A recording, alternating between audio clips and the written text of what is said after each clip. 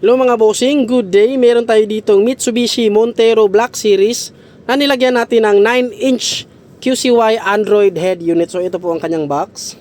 Yan, finish installation mga bossing.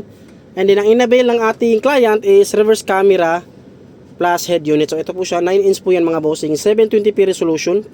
Kasama na rin po itong kanyang frame. Yan. So nagkaroon lang ng problema dito sa kanyang stock na head unit, ayaw na daw mag-touch, sabi ng ni client. So ito mga bossing, short demonstration lang po tayo, no? So unahin natin ang ating reverse camera trigger. Ayan, good thing mga bossing is pwede pong gamitin yung stock na reverse camera or stock na camera na install dito mismo sa unit ni Montero. Ayan. Ayun. So moving on mga bossing, ating mga apps and po, music and video.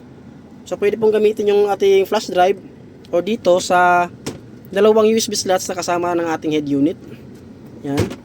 And then wireless na Apple CarPlay, navigation mga bossing, Google Maps or Waze. Meron din tayong Spotify, Netflix, and then DSP. Yan po para po sa mga mahilig mag-tuning sa audio system ng kanilang sasakyan. Ito po si QCY mga bossing, meron po siyang legit na equalizer, gumagana po yan mga boss. Yan, YouTube. Yun nga, wireless Android Auto. Plus, pwede pa kayong mag-download ng mga Android apps kasi mayroon po tayong Google Play Store. Yun po mga bossing, no?